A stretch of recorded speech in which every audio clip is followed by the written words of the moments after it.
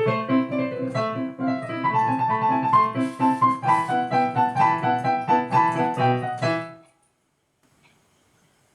we should talk about VLSID. Right, huh?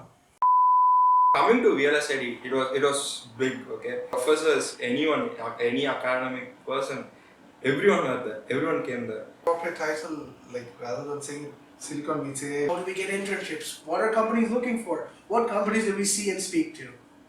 Would you recommend this to UG students or PG students or anyone who's just getting into VLSI to begin with? For the introverts out there, we were petrified of talking to people, but you have to network. If you're going all the way out there, make sure to network.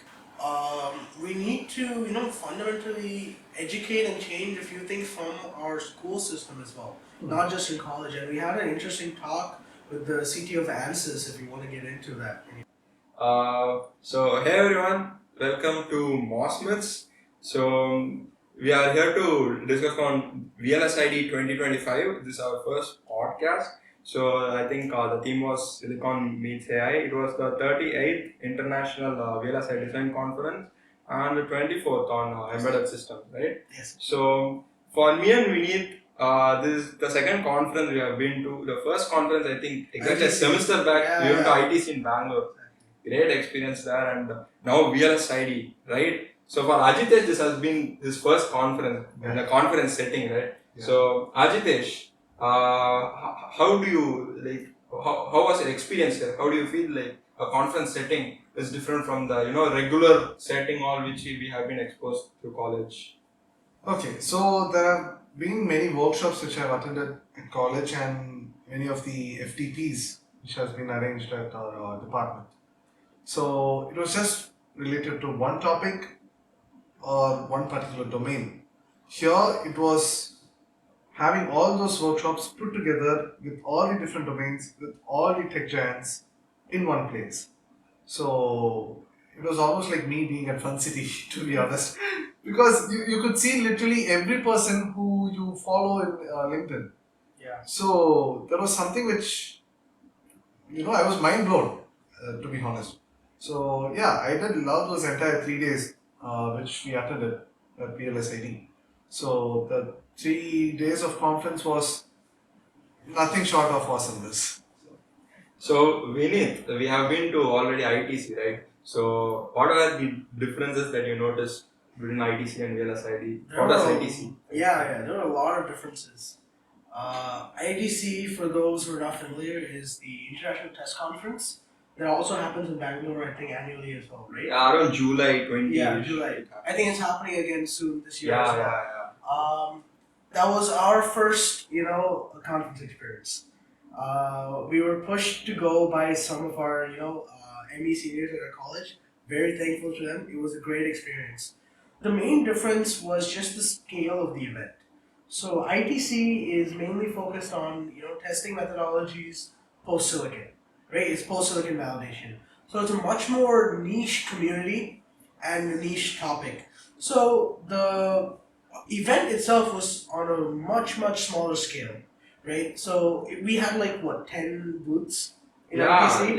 Yeah, we had 10 booths in one room in VLSID, right? Not just the booths, the amount of people as well. It was, we actually during ITC, it was kind of intimidating for me and Shreyam. We had to learn how to network and talk to people, especially seeing so many people that we've seen faces of in LinkedIn or watched videos of during their NPTEL courses, right? They were all heroes and legends to us, and having to go talk to them, it was very intimidating because we were just UG students. And that was another thing. In ITC, we were the only UG kids, or let alone college kids in general, I feel. So that surprised them as well when we talked to them. Whereas here, it was completely different. Not only were there people from testing, there were people from design, physical design, pre-silicon testing, post-silicon testing, training entities, so many more people. And it felt intimidating again. We thought that we had gotten over that hump of talking to people. But for me personally, I'm not sure about Shreyam, I was scared for, the first few sessions. And then, I had to push myself out of it and talk to people, and it was fine. But that sense of intimidation was there. It's a much bigger conference, but that also had its benefits, which we'll get into later. But I don't feel you are like you're not sure, because when I saw you were just reaching out people, top people, or you were reaching out and you were speaking casually, and I felt like, damn, this guy is. I mean, we went through all the effort of being there. There's no point if we don't, right? We have to push ourselves. We paid. As Vinit was saying, right, in ITC it's like a very niche domain, so you can't naturally expect so many UG students, because for UG students I feel like VLSI itself is a niche domain for us. It itself is very specific in our curriculum, so we can't exactly expect that many students. As a result, yeah, that's what we also saw. There are some students apart from us, I think, through fellowships, but mostly it was, mainly industry people are there, academic people are there, and master's students and PhD students. Like even master's students itself are There were not that many. Yeah. They were either presenting papers, which were a small amount of people, and I think it was just mainly industry people in general, or high people in academia. Yeah, it was actually a nice experience for us. And coming to VLSID, it was big. Okay, every people who we saw, not only just students, but let it be professors, anyone, any academic person, everyone was there. Everyone came there. It was a large scale event. Like I think we had around some 2,500ish people attending the event. Right, one of the biggest tech events that I attended. Even they too told it's some of the biggest which is happening right now. I think appropriate title, like rather than saying Silicon meets AI, it would be academia meets industry. So yeah, that's another one more title. Yeah, you guys wanna speak about the things we learned about academia, like what efforts industry are making for talent generation and much more. Yeah, right. So day one actually we were expecting our honorable minister of MIT and as well as railways, right? Ashwini Vaishnav sir. But I think he wasn't able to make it. They did not let that to drop. I think Satyak Gupta sir next came and he managed it pretty well. And after the inauguration, they told about the key announcements of VLSI Society of India, or VSI. So some of the key announcements which we found really exciting is that the VSIP or VSI's VSI semiconductor internship platform. So here essentially VSI is teaming up with CareerNet, which again is a global HR institute. So those guys are setting up a platform for UG students from any part of India to reach out to companies. They are making that path a bit more easier, to be honest. So that one is there. And another thing I'm really excited for is that one tops or one tape out per student. The thing is, still the gap is there between academia and the industry in India. So with this, essentially VSI wants to bridge that gap. So the thing is, every EC student by the end of the fourth year, he has to get one tape out done, and for this they have even support, right? Yeah, that's the goal right now. Global Foundries is there, and Chip in Center and Unlock Bits, right? So all these things, they look really promising, and they're also expanding very rapidly. So they're trying to expand to more states. Tamil Nadu is next in line, so it'll get to you soon. Okay, you're talking about the VSI regional chapter. Yes, exactly. And talking about Global Foundries and Analog Bits, I think they were providing the 55 nanometer technology stack. Yeah, the tape out program is going to be based on their 55 nanometer. And that is for free. So that's quite good. Yeah. So finally, we're seeing more industry and academia connection, which is exactly what we need in this field now. Right. And there was so much more talk about just talent acquisition in general. I remember on the first day, the next talk was with Chris Miller, the author of Chip War, which we got during the conference. Really good book. I'm really glad about that. And one of the questions he was mainly asked repeatedly it was like a theoretical question. If you had $100 to invest in India's semiconductor growth at the current moment, what would you spend it on? So there are many options, your fabrication centers, your design your design facilities, or talent. And Chris Miller, even though he wasn't able to give an exact number, he kept pushing towards the fact that talent acquisition was the main thing India needed right now. Although we have excellent and great and a lot of talented engineers right now, with India trying to scale up its business and its reach into the semiconductor industry, we need much more. And it's glad to see that, not only is academia trying to push towards that standard, industry is helping us get to it as well, and the government is as well. And on that note, like CDAC has a lot of great initiatives. You want to talk about that? Okay, there's another hackathon coming up. So I think there are two tracks, right? One for analog and the other for digital. Right. And it's an 100-hour hackathon. First of its kind. Yeah, I think Yeah, one of the that's- first of its kind. Yeah. So yeah, I think it's again happening in Bangalore, and yeah, we're looking forward to it.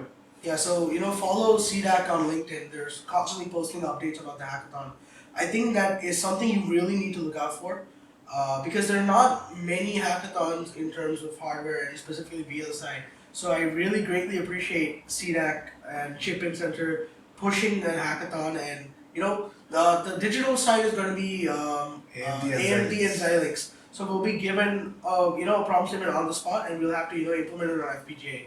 So analog, I'm pretty sure. It was Synopsys. Synopsys. And did they specify about FPGA part or? They specified about the FPGA part. Okay, nice. So that's why Xilinx and AMD are Right. sponsoring it. Right. So I think you should also follow them. They're also hiring currently, and not just experienced people freshers as well. So that's a really good resource to look into as well. I feel like we need more of these hackathons. We have less of hardware in general. Yeah. But exciting times recently.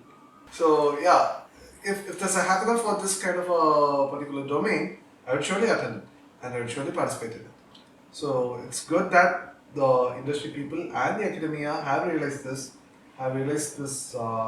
interest from the student side too. Because ultimately, if we were to talk about the talent pool over here, there's no doubt we are capable of all different types and processes involved in the semiconductor design, manufacturing, fabrication, and all those stuff. But what is that one place which we have to focus on in addition to this is leadership.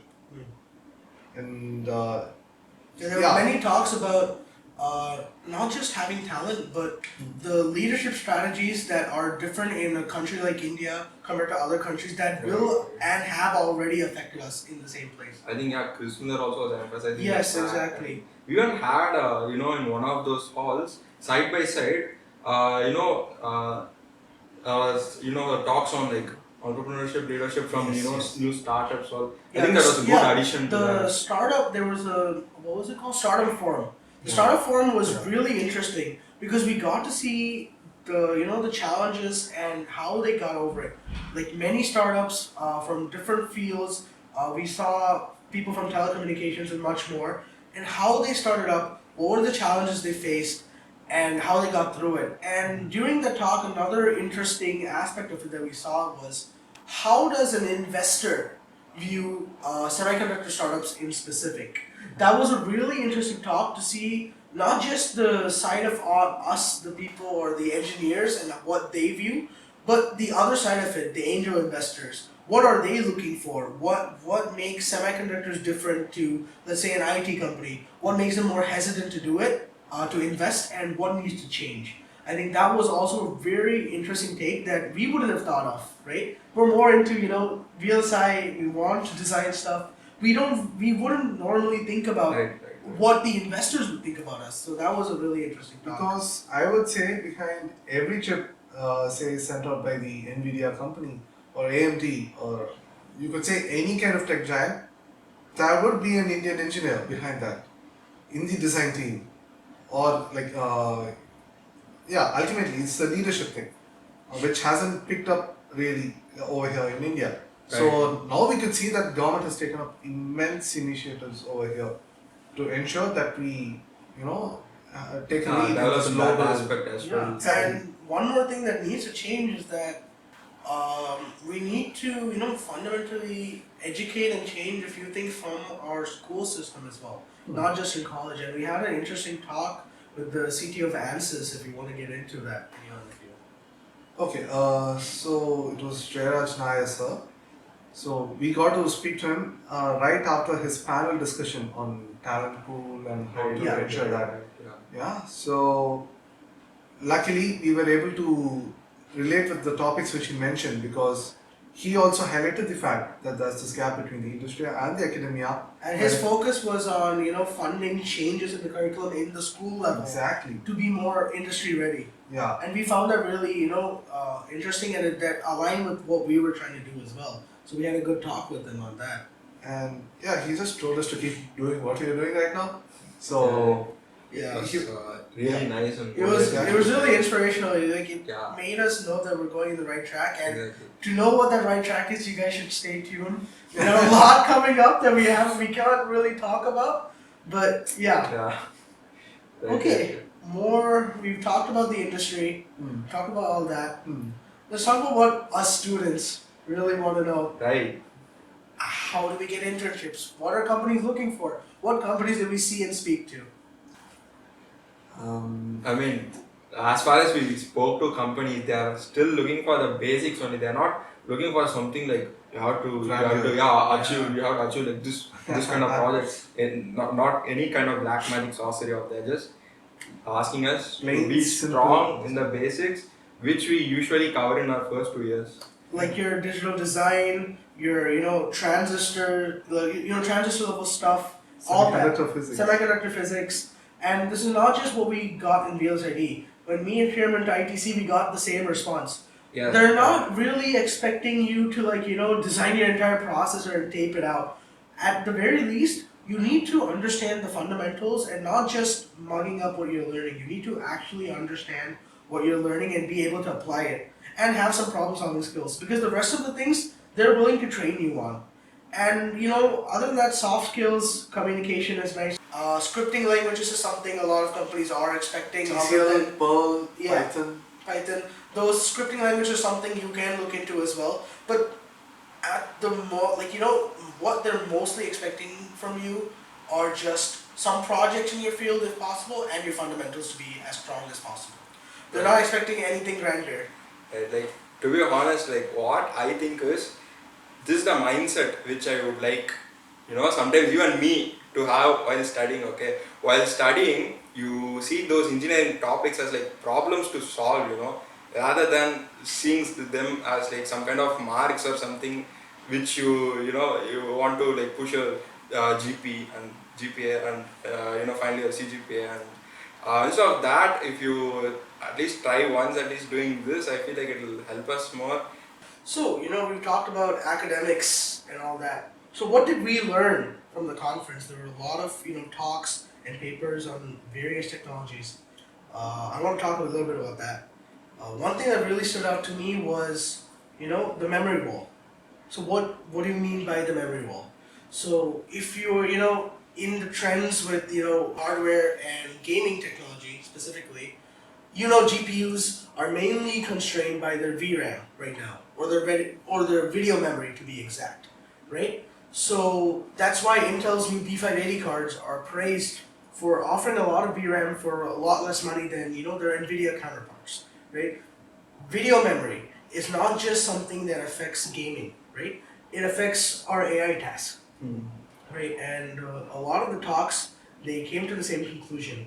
A lot of the power consumptions of your GPUs during AI tasks are while the GPU is idling, or it's waiting for getting data from and to back and forth from the memory itself, right? That operation of just getting data from the memory is what is taking a majority of the power, and not the computing itself, right? So, and we're also hitting a limit on the speed of our memory.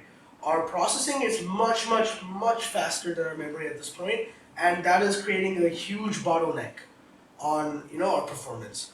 So we saw a lot of technology that is trying to get over this wall, as to say, like 3D memory, high bandwidth memory, modules, photonic interconnects, and also in-memory computing. So a lot of the papers were about this specific topic, and I do know that the conference title was Silicon Meets AI, but I think it's mostly AI meets memory.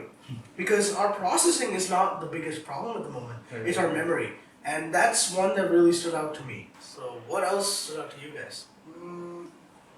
Two words: optical interconnects. So that was something which I personally remember because almost 6 months prior to this conference, I got to meet a professor at my college, and he was working in some kind of a study or research related to optical electronics. Yeah. So at that time, I did not understand what it was about. But now that I see in this conference that this particular, concept of optical interconnects is of such dire importance under dire circumstances too.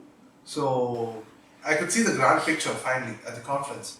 It was, there are so many technologies, so many deep techs you could say, which could be explored by every startups right now. So every other company need not necessarily have to follow their particular architecture. There has to be different changes in their process itself.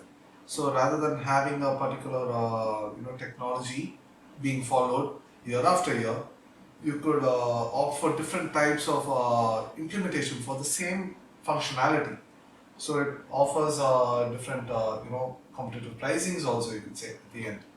So these kind of topics, these are rarely spoken about in the normal world in which we are in. So yeah, that is something which I remember. What about you? We had one company right called Alpha Semi. Alpha Alpha Semi. Semi. Yeah, they had this concept of chiplets. Alpha waves or alpha semi? Alpha wave semi, Alpha something, Yeah. something close there. So the thing is, they have these chiplets. So these will they can be put in together and they can work. Yeah, the main problem we're trying to solve is that, first of all, as Ajitesh just said, different consumers and companies have different needs, right? Right. And another problem is that as your designs get more and more complex, your die size increases drastically. As your die size increases drastically, even a small error in one part of it will deem your entire chip, useless. And so your yield also drastically decreases as you increase your die size. And that's something that we can't get around. Our designs are getting more complex. So the way to get around this is to break your chips into smaller parts or chiplets.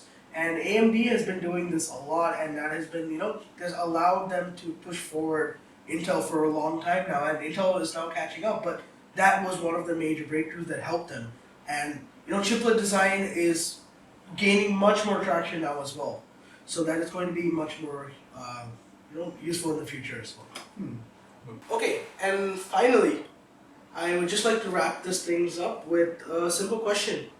After going to these conferences, us twice and you once, would you recommend this to, UG students or PG students or anyone who's just getting into VLSI to begin with? As a beginner, would you recommend this? So from my experience, whatever I learned in my classroom, to an extent only I was even able to think about how these can be used. Okay, still there were so many puzzles to be filled. It was so much ambiguity was there because so many of these are abstract. Only when I went to industry and when I saw each domain is this big and these are the actual problems they are trying to solve, then only I got to see, okay, this is something real stuff I'm doing. This is not just for theory's sake I'll have to study. So I saw VLSI with a different perspective altogether for me. So it opened up so many dimensions for me personally, and to see all other industry people, that students, that interaction experience itself, I don't think you will get it in your class. Yeah. Ajitesh, what do you think? Great talks, good place, amazing food. Ajitesh gives you 5 stars. Yeah, so jokes apart, this conference experience, right? I don't think you'll get it anywhere if you're going to just stay in college and continue your normal classes. That gives you the fundamentals for even grasping even 10% of what this conference is about. So, as and when you talk to the industry people, you got to even meet Vyoma Systems, you got to meet MathWorks, you got to see people from TESOL, from HCL Tech, from IBM. So all these interactions, all these moments, it's irreplaceable. If you're just going to be at college, I don't think you'll be benefiting from this kind of experience. So yeah, do go for conferences. Okay. And to just wrap it up, I know there are going to be a lot of you, and this was me at one point as well. And you're just wondering, hey, I'm just getting started, right? Like, I know nothing about this. And you go look at like the conference schedule, and you'll see all the papers, you see all the keynotes, and you'll be like, I don't even know what half of these words mean. I mean, Yeah. like, even for us now, still the same thing only. Like, And this one, big. yeah, What is this supposed to be? exactly. You'll be like, what am I gonna do by going there and not knowing anything?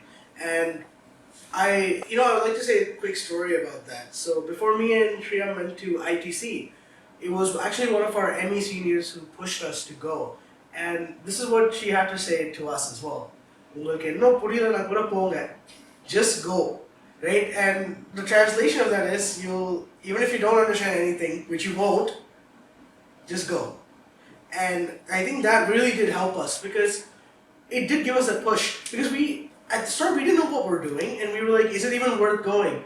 But going to these conferences, even if you know nothing, what you can do is go there and take notes on the terms that are being spoken of. Because what you study in college is basically prerequisite to go into the industry. And I wouldn't even say prerequisite, we're very behind. But that's not the college's fault, as to say, in some aspects, because we do have to start from where we began, right? But the industry is so far ahead that we actually have no idea, by just sitting in college, what's actually going on in the industry. And even if you don't understand it, go take down notes, note down words, go search it up and research it on your own time. You'll get a very good idea on where the industry is in the right place right now.